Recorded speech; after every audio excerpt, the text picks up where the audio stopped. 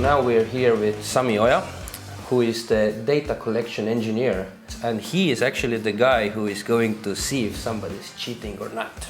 We measure from the BMW ECU certain parameters. From that data we can calculate the wheel power.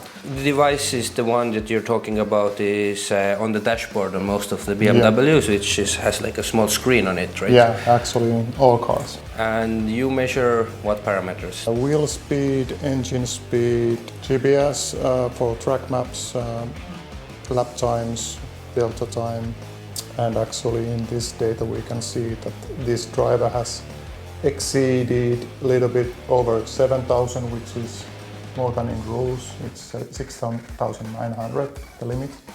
So this is violation already. So, and you are going to notify the organizers that there's something going on with this car. Yeah. So they're going to send the scrutineers to the car to check what is actually done there. Yeah. If it's like an error or if it's actually on purpose. According to this data, you can actually also calculate the power of the cars. Yeah, we can basically compare all cars and power levels, and if there is some which is exceeding the others clearly, then we have the case and maybe other scrutineers will check it in the park pen or after the race.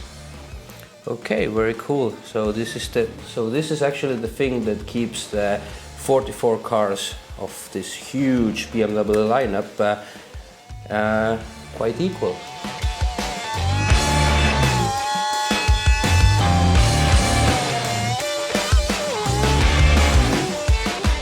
So now we are here in the race control room with Mr. Andres Heil, the track manager. What do we actually see during any race here? We have 32 cameras around the track, so we can have additionally to the view from windows the view through cameras. We have recording. We can find out if something happens, what happens, who was the reason. How often do you actually have to do that, to rewind and see? Do you do it usually after every race, or there are some races where actually nothing happens as well? There are very few races that we do not need to view the recordings, because whatever happens at the track, any accident, any I don't know, overtaking in yellow flag zones, whatever happens, the first thing is that we look for the recording. We try to understand what was the reason and then make the decision. That's why sometimes with the BMW class the decision making will take like 1.5 hours, right? Yeah, it sometimes takes long because there are very many different incidents during the race. Okay, and based on your experience, what would you say, are most of the decisions nowadays made according to the videos, or still using your own eyes looking out the windows?